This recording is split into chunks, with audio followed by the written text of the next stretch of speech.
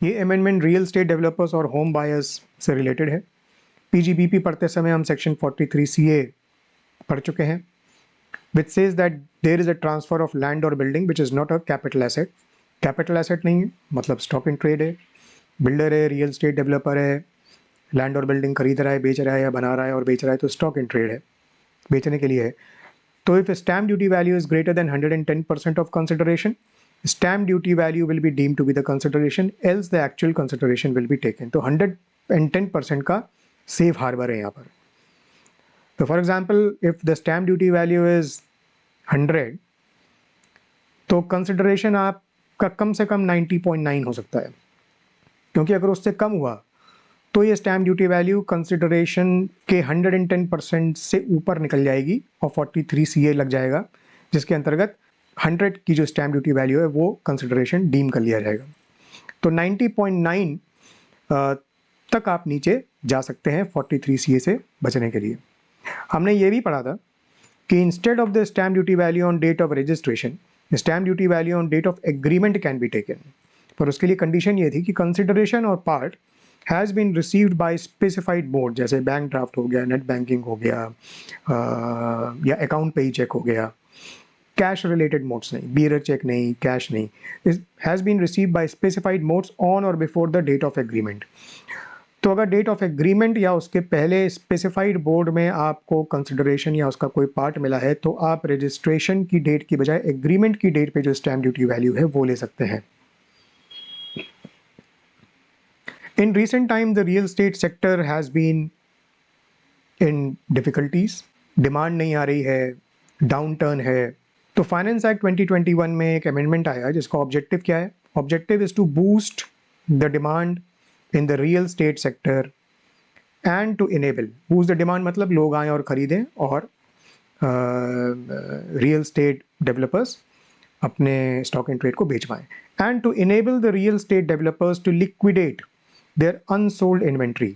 Demand नहीं है, बहुत सारी इन्वेंट्री है which is lying idle and which is unsold, which is creating difficulties for the real estate developers.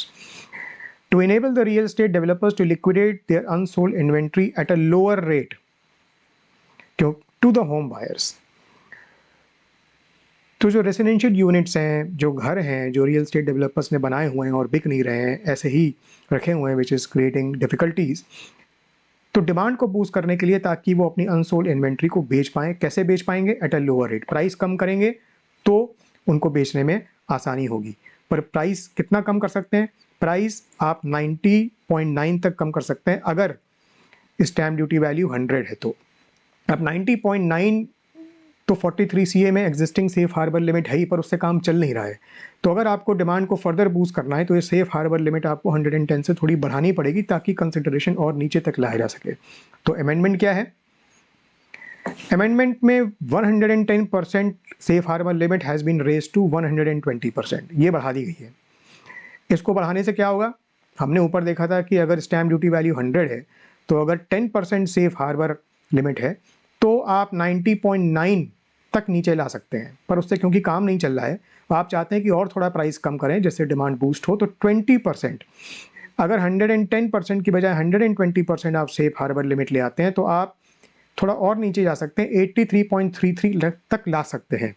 तो government को ये उम्मीद है कि ये अमेंडमेंट होने के बाद और ये real estate developers will be able to further lower their prices, which will in turn boost the demand and they will be able to liquidate their unsold inventory. तो ये कंसेशन दिया गया है, पर उसके लिए कुछ कंडीशंस हैं। कंडीशंस क्या हैं देख लेते हैं। 4 कंडीशंस हैं, इंपॉर्टेंट कंडीशंस हैं। Transfer should be of a residential unit, commercial unit की बात नहीं कर रहे, क्योंकि ऊपर हमने ऑब्जेक्टिव देखा था कि objective is to sell the unsold inventory at a lower rate to the home buyers, जो घर खरीदना चाहते हैं। तो इसलिए कंडीशन क्या है? Transfer should be of a residential unit. दूसरी कंडीशन क्या है? Transfer should take place during the period 12 November 2020 to 30 June 2021। ये this is not an amendment, this is not a measure which is indefinite, right? It has a start date and an end date. एक particular objective से एक particular period में demand को boost करने के लिए amendment है। तो अगर हम अपने प्रीवियस ईयर जो हमारे एग्जाम के लिए एप्लीकेबल है 21-22, उसके लिए अगर हम बात करें तो 1 अप्रैल 21 से लेकर 30 जून, मतलब अप्रैल मई जून 3 महीने की बात हो रही है। अगर हमारे प्रीवियस ईयर से रेलेवेंट पीरियड देखें तो अगर इन 3 महीने में ये ट्रांसफ़र होता है तो ये जो 120% की सेफ हार्बर लिमिट है ये अप्लाई होगी। तो मोस्ट प्रोबेबली जो क्वेश्चन आ सकता है हमारे एग्जाम में वो इसी पीरियड से रिलेटेड आ सकता है। हालांकि आपको पता होना चाहिए कि 12 नवंबर 2020 से लेकर 30 जून 2021 तक की टाइम पीरियड की लिमिट यहाँ पर अमेंडमेंट पे स्पेसिफाई की गई। तो ट्रांसफ़र इस पीरियड के अंदर होना चाहिए। थर्ड कंडीशन क्या है? Transfer is by way of first time allotment of the residential unit to any person. ठीक है, तो फर्स्ट टाइम अलॉटमेंट होना चाहिए। फर्स्ट टाइम अलॉटमेंट मतलब कि आपने घर बनाया है, आप रियल एस्टेट डेवलपर हैं, आपने घर बनाया है, अब आपको बेचना है, जो आप बेच नहीं पा रहे और उसको आप बेच पाएँ लोअर रेट पे, यही तो अमेंडमेंट का ऑब्जेक्टिव है। ऑब्जेक्टिव ये नहीं है you should be allowed to trade right in the residential units. तो रियल एस्टेट डेवलपर्स की बात हो रही है, इसलिए कंडीशन ये है कि फर्स्ट टाइम अलॉटमेंट होना चाहिए of the residential unit to any person. और चौथा है consideration should not exceed 2 crore, 2 crore या उससे कम होना चाहिए, क्योंकि बहुत बड़े बड़े लोगों की बात नहीं हो रही है। ओके, तो consideration should be less than or equal to 2 crore. तो ये 4 कंडीशंस अगर मीट होती हैं तो 110% की बजाय 120% की सेफ हार्बर लिमिट अप्लाई हो जाएगी। अच्छा, अब क्वेश्चन ये आता है कि रेसिडेंशियल यूनिट क्या है? रेसिडेंशियल यूनिट का मतलब क्या है? रेसिडेंशियल यूनिट का मतलब भी स्पेसिफाई किया गया है अमेंडमेंट में।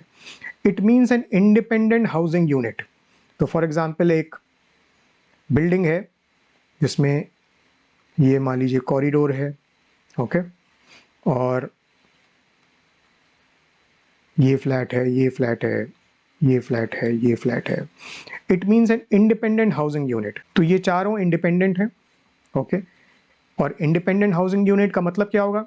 With separate facilities for living, cooking, sanitary requirement, distinctly separated from other residential units with in the building. मतलब इसका इंफ्रास्ट्रक्चर अलग होगा, इसका इंफ्रास्ट्रक्चर फैसिलिटीज़ अलग होंगी, इसका अलग, इसका अलग, तभी तो हम मानेंगे कि इंडिपेंडेंट है, वरना तो इंडिपेंडेंट नहीं है, वरना all these 4 are part of the same residential unit. तो हम इंडिपेंडेंट कैसे मानेंगे? When they have these separate facilities distinctly separated from other residential units with in the building, which is directly accessible from an outer door or through an interior door in a shared hallway. जैसे ये shared hallway है, ये corridor है, shared hallway है, यहाँ से आप अंदर जा सकते हैं, यहाँ से आप अंदर जा सकते हैं, यहाँ से अंदर जा सकते हैं, यहाँ से अंदर जा सकते हैं। ठीक है, अगर ये एक यूनिट है और इसके बीच में मैं पार्टीशन कर दूं और बोलूं कि ये 2 यूनिट है, नहीं, ये 2 यूनिट नहीं है, क्योंकि आप यहाँ से यहाँ जा सकते हैं। तो यहाँ पर इंटरनल पैसेज की बात नहीं हो रही है, यहाँ पर बात हो रही है कि ये कैसे आप डिनोट करेंगे कि इंडिपेंडेंट हाउसिंग यूनिट है। उसका इंडिकेशन या कंडीशन ये होगी कि it should be directly accessible from an outer door or through an interior door in a shared hallway and not by walking through the living space of another household. ये आपकी living space है, ये एक और area है, आप यहाँ से यहाँ चल के अंदर ही अंदर चल के आप जा सकते हैं और बोलें कि ये एक इंडिपेंडेंट रेसिडेंशियल यूनिट है, ऐसा नहीं होगा। तो रेसिडेंशियल यूनिट का जो मीनिंग है वो इस तरीके से स्पेसिफाई किया गया है कि अगर ये कंडीशन सेटिस्फाई होंगी then it will naturally come across as an independent residential unit. And then if these 4 conditions are satisfied, the safe harbor limit will be 120% instead of 110%. बहुत इंपॉर्टेंट पॉइंट ध्यान देने वाला ये है कि ये अमेंडमेंट जो है ये 43 CA को एप्लीकेबल है, 50 CA को एप्लीकेबल नहीं है। 50 C में ये अमेंडमेंट नहीं है, because 53 relates to transfer of a capital asset. Capital asset मतलब बिल्डर जब आपको बेचेगा तो बिल्डर के लिए कैपिटल एसेट नहीं है, वो तो स्टॉक इन ट्रेड है। अब आप जब उसको खरीद लेंगे और तो वो आपके लिए कैपिटल एसेट बन गया। अब जब आप उसको बेचेंगे then you are transferring a capital asset where 50 C will apply. तो आप बिल्डर से लेके और फिर आगे बेच रहे हैं, वो केस 50 C में फॉल कर रहा है, पर उस केस में डिमांड को बूस्ट करने का गवर्नमेंट का कभी ऑब्जेक्टिव नहीं रहा है।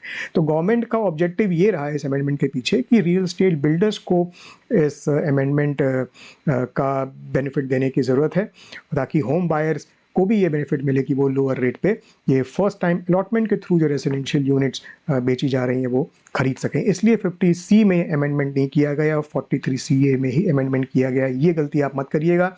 अगर 50C की एप्लीकेशन आ जाए किसी एग्जाम के क्वेश्चन में तो आप ये 120% की लिमिट नहीं लगा दीजिएगा। वहाँ 110% की लिमिट जो अभी है वही आगे भी रहेगी। तो एक बार क्विकली एक इलस्ट्रेशन देख लेते हैं। Determine the value of consideration that will be taken into account in the following situations of transfer by DLF builders of a residential unit by way of first time allotment to the buyer. All figures are given in rupees lakhs. Situation 1 देखते हैं। 25 जून 2021 है जो कि 30 जून के बाद नहीं है, तो टाइम पीरियड के अंडर फॉल कर रही है। Actual consideration is 150 lakh, out of which 10 lakh is received by account pay check on date of agreement। क्योंकि account pay check से part consideration मिला है, इसलिए डेट ऑफ एग्रीमेंट पे जो SDV 175 है वो हम 185 जो रजिस्ट्रेशन के डेट पे है इसकी बजाय हम 175 को कंसिडर कर सकते हैं। अब actual consideration is taken as SDV on date of agreement is less than or equal to 120% of actual consideration. अगर हम 150 की बात करें और 175 की बात करें तो 175 is not more than 120% of 150। ठीक है, क्योंकि ये नहीं है तो 43CA अप्लाई नहीं होगा और 150 जो एक्चुअल कंसिडरेशन है that will be treated as the consideration as the value under section 43CA। Safe harbour limit of 120% is available as transfer of residential unit by way of first time allotment takes place during the specified period and actual consideration is also less than or equal to 2 crore 2 crore से exceed नहीं कर रहा है, तो इसलिए 120% हम मानेंगे और 120% मानेंगे तो actual consideration 150 is not being hit by section 43CA, इसलिए 150 will be the value। Second situation अगर हम देखें तो डेट ऑफ ट्रांसफर वही है 25 जून और 250 lakh actual consideration, out of which 50 lakh is receive by bearer cheque on date of agreement. क्योंकि bearer cheque से मिल रहा है इसलिए आप एग्रीमेंट की डेट वाली SDV नहीं ले सकते, आपको यही SDV लेनी पड़ेगी। और क्योंकि ये 2 करोड़ से ऊपर एक्चुअल कंसिडरेशन निकल रहा है तो ये अमेंडमेंट वाली कंडीशन भी सेटिस्फाई नहीं हो रही है, इसलिए 120% की सेफ हार्बर लिमिट आप अवेल नहीं कर सकते, 110 की ही मिलेंगी। तो अगर आप 250 का एक्चुअल कंसिडरेशन और 285 का अगर आप देखें तो 285 is more than 10% of 250। Because it is more than 10% तो 43CA हिट हो रहा है and accordingly 285 will be the value that will be taken as consideration. अगर आप तीसरी सिचुएशन देखें तो ये 30 जून 21 के बाद फॉल कर रहा है, एक दिन के बाद की कहानी है, लेकिन एक दिन डिले की वजह से ये 120% की आपको एनहांस सेफ हार्बर लिमिट नहीं मिलेगी। 150 lakh is the actual consideration, 10 lakh receive by account पे चेक, इसलिए आप डेट ऑफ एग्रीमेंट का जो 175 लाख है वो आप कंसिडर कर सकते हैं। अब आपको 175 और 150 को कंपेयर करना है, लेकिन 120% नहीं 110% की सेफ हार्बर लिमिट के हिसाब से आपको कंप्यूट करना है। और क्योंकि 175 which is the SDV on date of agreement is more than 110% of actual consideration, this 175 will be taken to be the value। और इस केस में अमेंडमेंट एप्लीकेबल नहीं होगा क्योंकि ये हमारी कट ऑफ डेट के बियॉन्ड फॉल कर रहा है। तो ये हमने बात कर ली 43CA की। अब जो home buyer real estate developer से खरीद रहा है जो रेसिडेंशियल यूनिट है, that is not a stock in trade in the hands of home buyers, it is a capital asset, so it is a receipt of capital asset। ठीक है, और क्योंकि स्टैम्प ड्यूटी वैल्यू से कम में वो बेची जा रही है, क्योंकि अब 110% की बजाय 120% की सेफ हार्बर लिमिट हो गई, तो the actual consideration is following below the stamp duty value. तो अब हमें जिस सेक्शन को ध्यान में रखने की ज़रूरत है वो है section 56(2)(x) under the chapter income from other sources. इसमें हमको पता है कि लैंड और बिल्डिंग अगर कैपिटल एसेट है, any person receives from any person, तो home buyer is receiving from the real estate developer residential unit building which is a capital asset in his hands and which is for inadequate consideration. और यहाँ पर भी safe harbour limit हमें पता है कि 110% है, क्योंकि 43CA and 56(2)(x need to be aligned. अगर 43 CA नहीं लग रहा है तो 56 2x भी नहीं लगना चाहिए।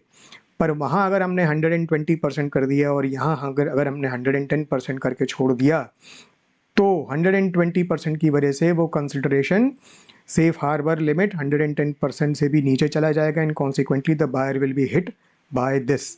और जो एक्सेस होगा अगर वो 50,000 से ज़्यादा है तो stamp duty value minus actual consideration जो हम पढ़ चुके हैं, excess will be taxable under section 56 2s in the hands of the home buyer. तो कौन खरीदेगा, फिर डिमांड कैसे बूस्ट होगी, तो ऑब्जेक्टिव मीट नहीं होगा। तो इसीलिए 43 CA से अलाइन करने के लिए यहाँ पर 110% को भी बना दिया गया है 120% if it is a transfer of residential unit during the same period that we discussed, satisfying the same conditions under section 43 CA which we have already discussed। तो अगर वहाँ पर प्राइस लोअर करके बेचा जाता है तो यहाँ पर भी 56 2x बायर को हिट नहीं करेगा। तो एक बार क्विक स्नैपशॉट देखते हैं। 43 CA, 50 C और 56 2x, हम जिस ट्रांजैक्शन की बात कर रहे हैं उसमें रियल स्टेट डेवलपर को 43 CA लग रहा है और बायर को 56 2x लग रहा है, और दोनों ही केस में 110% की सेफ हार्बर लिमिट है जो कि अब बढ़ा के कर दी गई है 120% की। लेकिन अगर हम 50 C की बात करें तो 50 C में वही 110% है क्योंकि उसकी ज़रूरत नहीं है। अब ये जो बायर है ये अगर फर्दर ट्रांसफ़र करता है रेजिडेंशियल यूनिट को तो 50 C उसको देखना पड़ेगा और वहाँ 120% का बेनिफिट नहीं मिलेगा, 110% का ही बेनिफिट मिलेगा। इसलिए अगर एग्ज़ाम में क्वेश्चन आए तो बहुत ध्यान से देखना है कि कौन सा सेक्शन इसमें लग रहा है। अगर 43 C और 56 2x लग रहा है और अगर कंडीशंस मीट हो रही है अमेंडमेंट की तो 110% के बजाय 120% बना देना है सेफ हार्बर लिमिट को। अगर हमको लगता है कि 50 C ही अप्लाई हो रहा है तो 120% नहीं करना है, 110% ही रहेगा यहाँ पर।